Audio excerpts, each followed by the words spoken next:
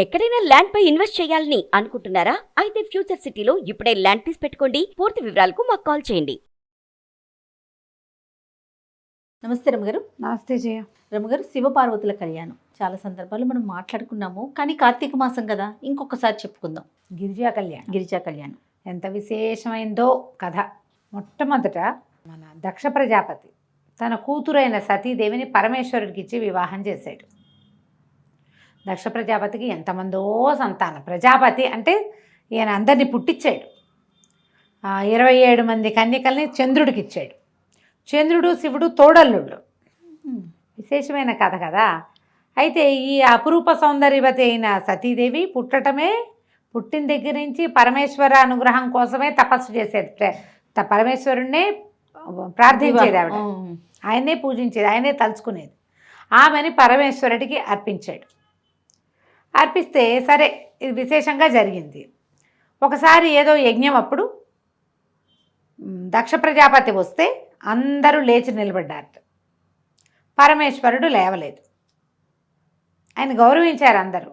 పరమేశ్వరుడు లేవకపోతే ఈయన కోపం వచ్చింది ప్రజాపతికి. నేను ప్రజాపతిని కదా, ఈ పుట్టిన మహాద్భుత దేవతలందరికీ భార్యల్ని కన్నది నేను. మామగారిని చూసి లేవడు. అగ్రతాంబూలం ఇవ్వవలసిన వాడు కదా. మామంటే పితృపంచకంలో ఒకడు. పరమేశ్వరుడికి పితరుడు లేడు, స్వయంభువు ఆయన. నేను పిల్లనిచ్చిన మామని, అంటే నేను తండ్రిని, నన్ను గౌరవించాలి. ఆయన అక్కడ ఆ యజ్ఞానికి భర్తగా ఉన్నాడు పరమేశ్వరుడు. యజ్ఞభర్త ఇంకొకళ్ళకి నమస్కారం చేయడు. ఆ మొత్తం యజ్ఞానికి ఆయనే భర్త. అందుకని ఆయన లేవల. సభా మర్యాద పాటించలేదు. అల్లుడే గౌరవం ఇవ్వకపోతే వీళ్ళందరూ ఎట గౌరవం ఇస్తారు నాకు అని ఒక రకంగా మండిపోయింది ప్రజాపతికి. దక్ష ప్రజాపతి క్రోధితుడయ్యాడు.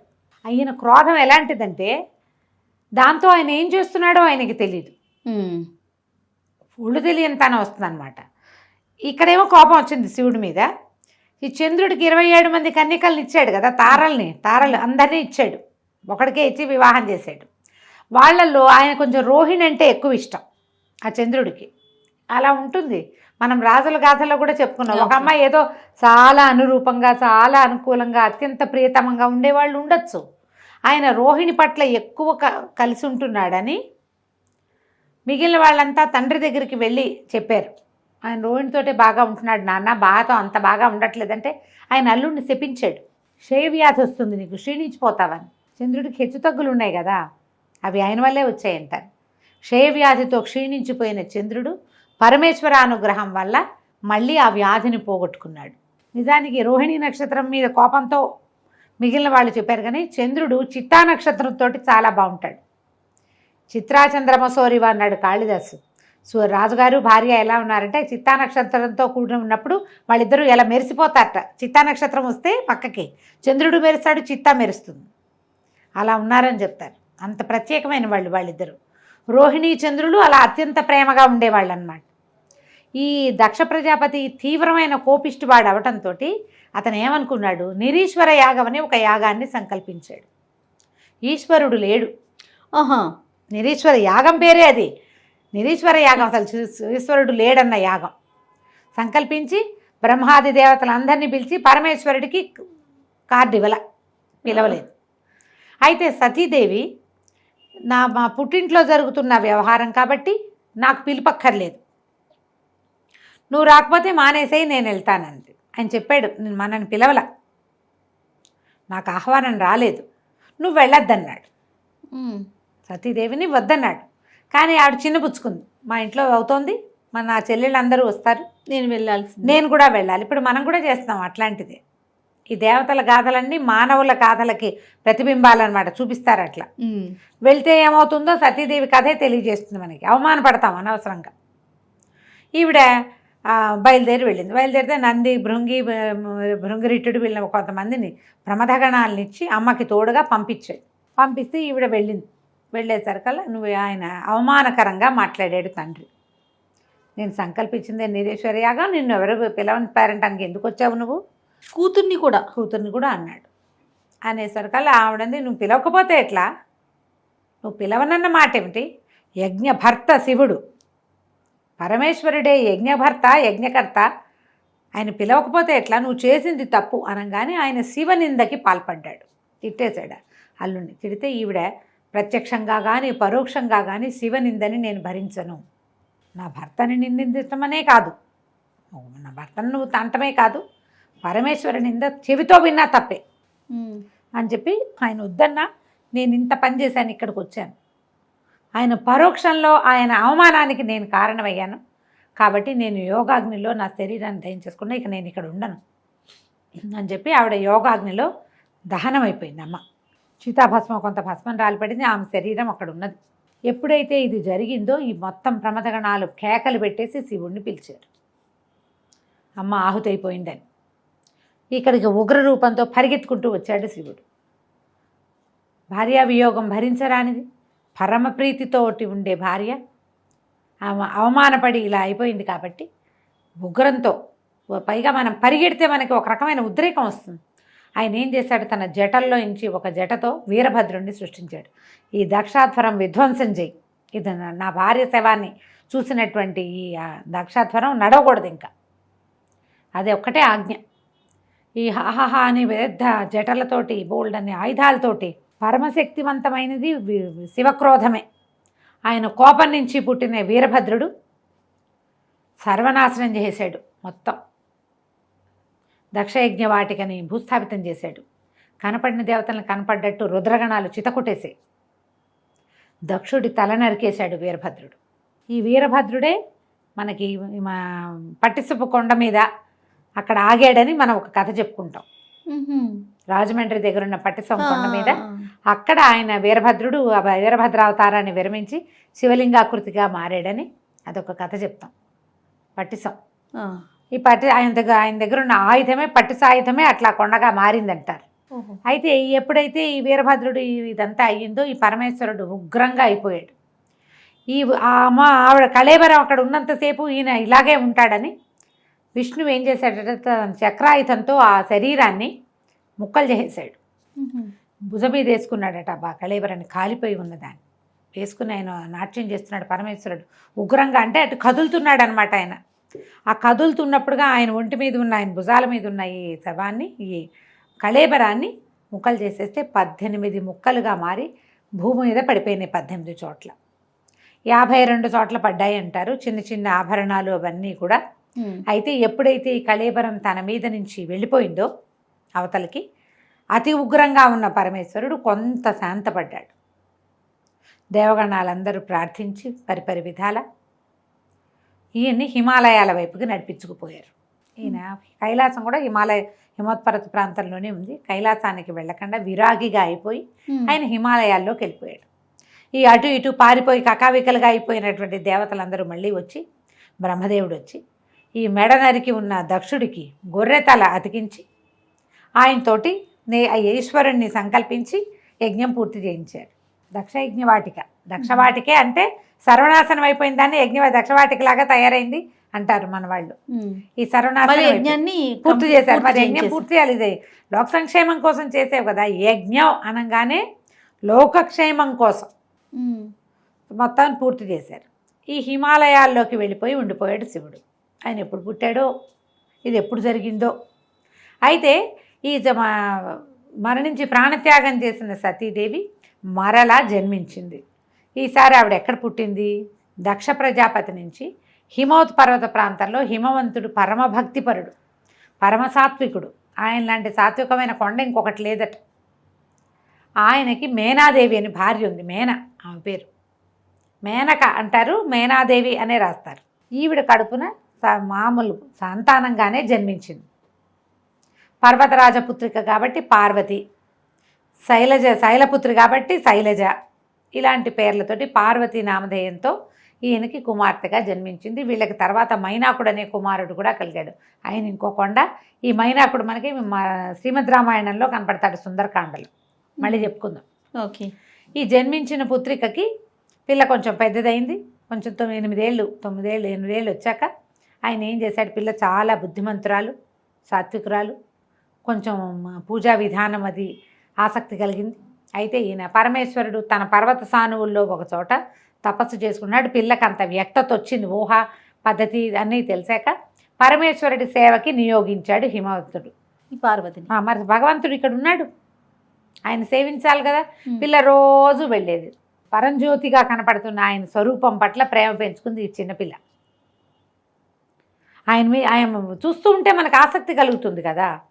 అయితే ఇంతలో ఏమైంది, అప్పట్లో తారకాసురుడు అని ఒక రాక్షసుడు. ఆ తారకాసురుడికి పరమేశ్వర భక్తి విపరీతంగా ఉంది. వాడు ఏం చేశాడు, పరమేశ్వరుడి కోసం తపస్సు చేసి ఈశ్వరుణ్ణి స్వాధీనం చేసుకుని నువ్వు నాతో ఉండు అని అడిగితే ఆయన తన ఆత్మలింగాన్ని ఇతనికి ఇచ్చారు, తారకుడికి. ఇస్తే ఆ తారకుడు ఆ లింగాన్ని తన మెడలో ధరించాడు. ఎప్పుడైతే ఈ అమృతలింగం అతని దగ్గర చేరిందో ఇక వాడి శక్తికి పట్టపగ్గాలే పోయింది. శివుడు ఆయన తపస్సులో ఆయన ఉన్నాడు, ఆయనకి వీడితో సంబంధం లేదు. తారకాసురుడికి ఏం చేస్తే అనిపించింది, పరమేశ్వరుడు ముక్తి ప్రదాత, మనకు ఆరాధ్య దైవం. కానీ మహావిష్ణువు అలా లేడు. అతను రాక్షసాంతకుడైన హరి, ఆ రాక్షసాంతకుడు కాబట్టి తమ జాతిని అంతం చేస్తున్న విష్ణువుని పట్టి పల్లార్చాలని పుట్టింది తారకాసురుడికి. విష్ణువుని ఎంతసేపు కొలిచే వాళ్ళు ఎవరు, దేవతలు. ముందు దేవతల సంగతి చూద్దామని దేవతల పీఠమనడానికి ఆయన బయలుదేరాడు ఈ తారకాసురుడు. అయితే ఈ తారకాసురుడికి ఎవరి వల్ల ఇది ఉంది, మరణం ఉంది అంటే వాడు ఎవ్వరి వల్ల మరణం లేకుండా ఒక వరాన్ని పొందాడు బ్రహ్మ దగ్గర. కానీ మరణం తథ్యం కాబట్టి ఒక వేరే వరాంతరాన్ని ఇంకోటి అని కోరుకోమంటే సరే శివ సంతానంతో నాకు మరణం, పరమేశ్వరుడి సంతానంతో నాకు మరణం తప్పిస్తే ఇంకెవ్వరి వల్ల మరణం లేకుండా వరం పొందాడు వాడు. పరమేశ్వరుడు ఎప్పుడు విరాగిగా ఉన్నాడు, ఆయనకి సంతానం లేదు. ముందు సతీదేవి ఉండగాను లేదు, ఆవిడ వెళ్ళిపోయి ఎంతకాలం అయిందో ఇప్పుడు కూడా లేదు, ఆయన విరాగి అయిపోయాడు. ఆయన మళ్ళీ సంసారంలోకి దిగి సంతానాన్ని కంటాడన్న ఆశ అయితే లేదు. ఇక ఎవరి వల్ల చావు లేని ఈ తారకాసురుడు విజృంభించాడు. ఇప్పుడు తారకాసుర సంహారం ఎలా జరుగుతుంది అనేది వీళ్ళంతా ఆలోచించి విష్ణువుని ముందు పిలిచారట, బాబు ఈయన సంగతి చూడనాయన అని.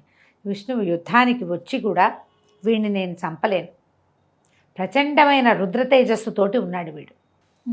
ఇప్పుడు వీడి మీద బాణం వేస్తే శివుడి మీద వేసినట్టే.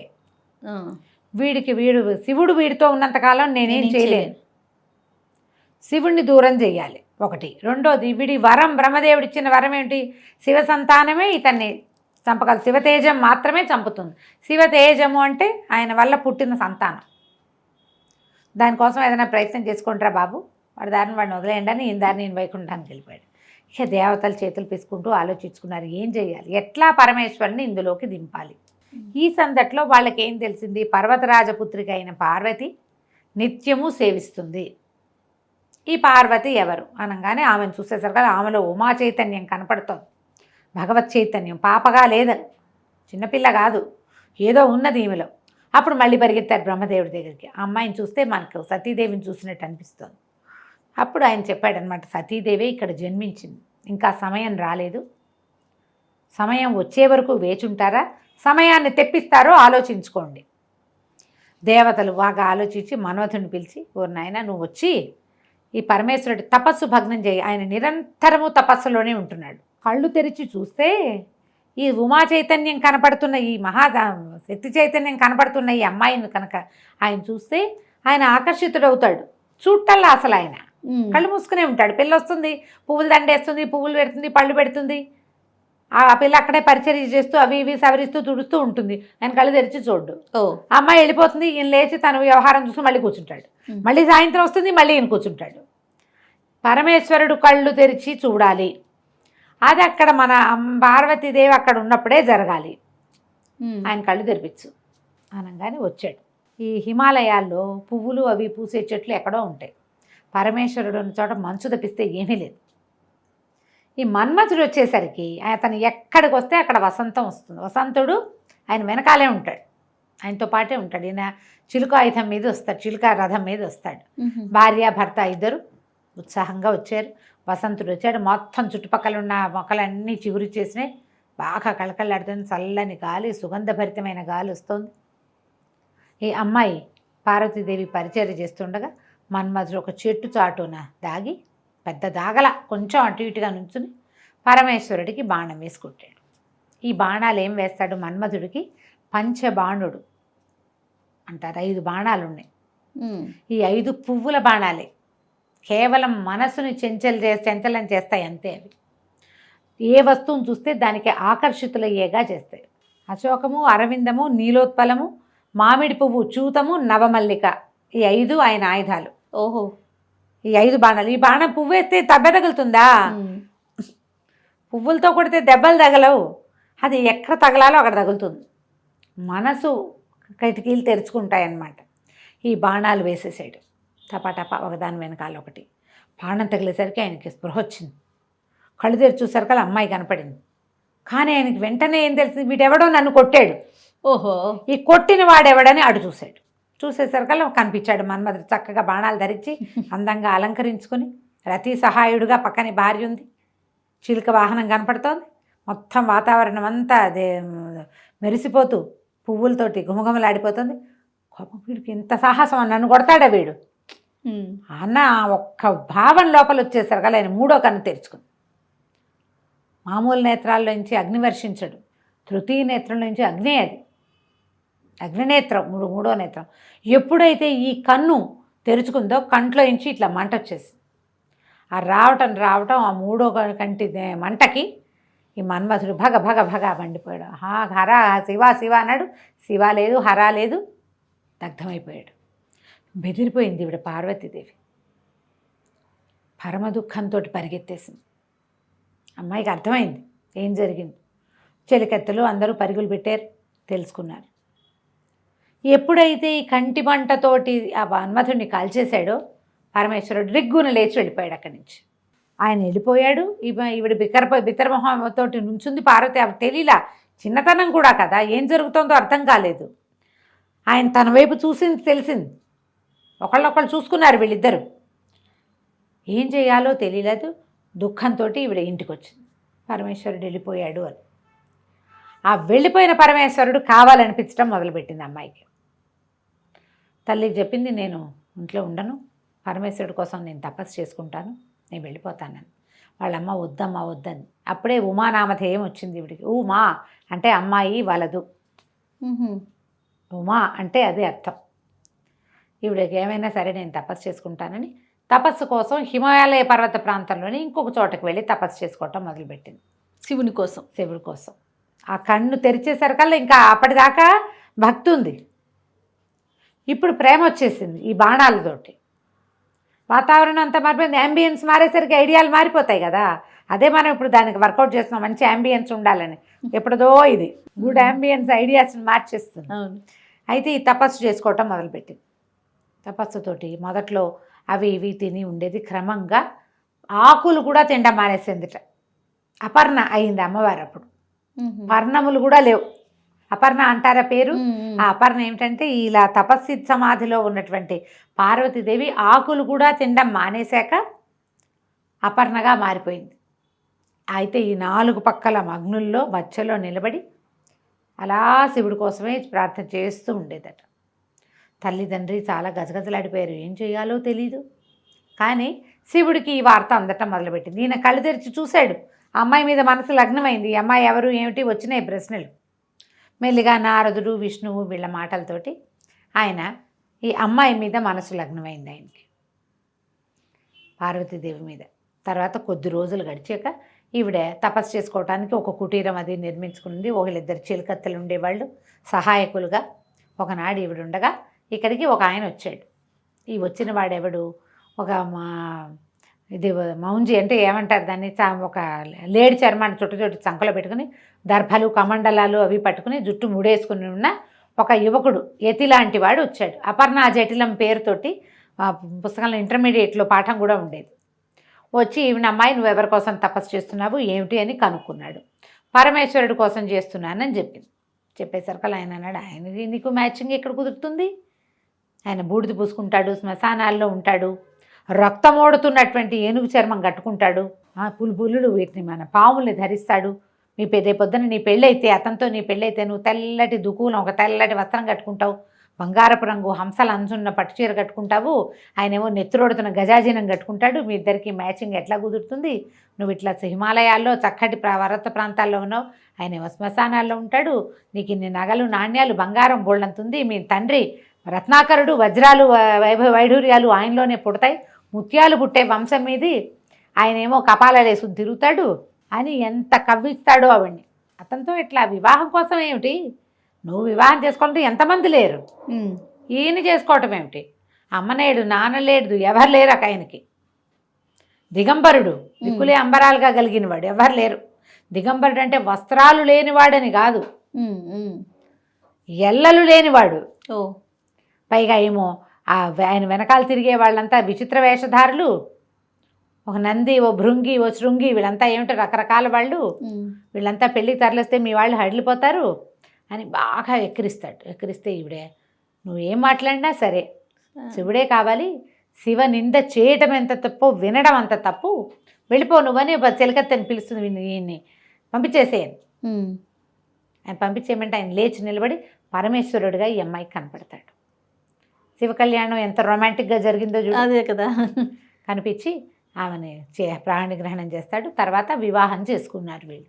వివాహం చేసుకోవడానికి హిమవంతుడితో మాట్లాడటానికి సప్త ఋషులు వచ్చి పరమేశ్వరుడికి నీ కూతుర్నిచ్చి వివాహం చేయమని సాంగంగా అడిగి వివాహం చేశారు. ఆ వివాహానికి మొత్తం అందరూ వెళ్ళారట, 3,000,000 దేవతలు వివాహానికి వెళ్ళారు. వీరికి వివాహం జరిగిన తర్వాత ఈ వివాహానికి పెళ్లివాళ్ళు, ఆడపెళ్లి వాళ్ళంతా స్వాగతం చెప్పడానికి వస్తే ఈయన వెనకాల ఈయనేమో కపాలాలు అవి ధరించి పెద్దగా ఇంత జుట్టు జటలతోటి ఒక ముసలి ఎద్దునెక్కి మహాద్భుతమైన ఆకారంతో త్రిశూలము, మన్నిండా పాములు, ఒంటి నిండా పాములతోటి ఈ వచ్చి చుట్టూతా ఉన్న ప్రమథగణాలన్నీ ఇవన్నీ రాక్షస పిశాచగణాలు కదా. ఆయన ఏముంటాడు? భూతనాథుడు. ఆయన శ్మశానంలో ఉండేవాడు. అక్కడ ఏముంటాయి? బేతాళ పిశాచాదులు బోల్డ్ అని ఉంటాయి. అందరూ హడిలిపోయారు. అందరూ దేవతలే అట్లా కనపడతారు. నువ్వు ఎలా చూస్తే అట్లా కనిపిస్తారు. బాబోయ్ అనుకుంటే బాబోయ్గా ఉంటుంది, పర్వాలేదు అనుకుంటే పర్వాలేదు. మేనాదేవి పరమ దుఃఖంతో, అయ్యో పిల్లకి ఇలాంటి కష్టం వచ్చిందే, ఇట్లాంటి వాడికి ఇచ్చి పెళ్లి చేస్తున్నాం ఏమిటి మనం, ఈ పెళ్ళి లేకపోయినా పర్వాలేదని ఆవిడ 7 శోకాలు పెట్టి అలా జరిగిందని చెప్తారు. గోల్డంత సరదాగా పెళ్లి చేసుకున్నాడు ఆయన. పార్వతీదేవి, లక్ష్మీదేవి, సరస్వతీదేవి అందరూ వచ్చి దగ్గరుండి పరమేశ్వరుడిని పెళ్లి కొడుకుని చేసి ఆయనకి ఈవిడితోటి సతీదేవి యొక్క స్వరూపమైన ఉమాదేవితోటి వివాహం చేశారు. గిరిజా కళ్యాణం అత్యంత విశేషమైన గాథ. మనకి బ్రహ్మదేవుడి పెళ్ళి, విష్ణుమూర్తి పెళ్లిలో ఈ సరదా కనపడదు. వెంకటేశ్వర స్వామి వివాహంలో కొంచెం కనిపిస్తుంది, మళ్ళీ శ్రీకృష్ణుడు రాముల వారి వివాహాల్లో కూడా కనిపిస్తుంది. కానీ మహావిష్ణువు వివాహం సింపుల్గానే కనిపిస్తుంది. లక్ష్మీదేవి వచ్చింది, విష్ణువుని చేరుకుంది అని చెప్తారు. ఎందుకంటే విశేషమైన గాథగా కనపడదు. వివాహం అయిన తర్వాత వీరిద్దరికీ సంతానంగానే షణ్ముఖుడు జన్మించాడు. కానీ శివతేజం, శివపార్వతులు ఇద్దరు, ఆమె శక్తి, ఇతను శివుడు, వీళ్ళ వల్ల కలిగే సంతానం చాలా ప్రచండమైనది అవుతుందని పార్వతీదేవి గర్భంలో ఆ శిశువుని పడనివ్వకుండా చేశారు దేవతలు. శివవీర్యం ఆమెలోకి ప్రవేశించనివ్వల, వద్దన్నారు. అనేసరికి నా వల్ల కదిలిన శివవీర్యాన్ని నేను భరించాల్సింది పోయి మీరందరూ తీసుకున్నారు కాబట్టి భూదేవికేమో నీకు అందరూ మొగుళ్ళే, ఒక్క పుత్రుడి వల్ల కూడా నీకు సంతోషం కలగదు, కుమారుల వల్ల సంతోషం నాకు నేను ఏది పోగొట్టుకున్నానో అది నువ్వు కూడా పోగొట్టుకుంటావని భూదేవిని శపించింది. గంగాదేవిని శపించింది, అగ్నిని శపించింది, దేవతలందరికీ మీ భార్యల నుంచి మీకు సంతానం కలగదు పోండి అని శపించింది. ఒకటి జరగలేదు కాబట్టి తర్వాత ఆమె వల్ల కదిలిన వీర్యాన్ని ముందు అగ్ని, తర్వాత గంగానది, భూదేవి, అగ్ని, గంగానది, తర్వాత శరవణము ఇందరూ భరించి అప్పుడు స్కందజననం జరిగింది. స్కందజనన గాథ కూడా చదవడానికి చాలా మంచిది. అతి స్కందోత్పత్తి చదివితే కనుక పుత్ర సంతానం కలుగుతుందని చెప్తారు. స్కందుడు జన్మించాక ఆయనని దేవతలకి దేవసేనాధిపతిగా చేశారు. అప్పుడు ఈ తారకాసుర సంహారం జరిగింది. తారకుడితో ఎన్నిసార్లు యుద్ధం చేసినా తారకుడు చావల. అప్పుడు పరమేశ్వరుడే చెప్పాట, అతని మెడలో అమృతలింగం, ఆత్మలింగం ఉంది, దాన్ని కొడితేనే, భగ్నం చేస్తేనే వీడు మరణిస్తాడు అని.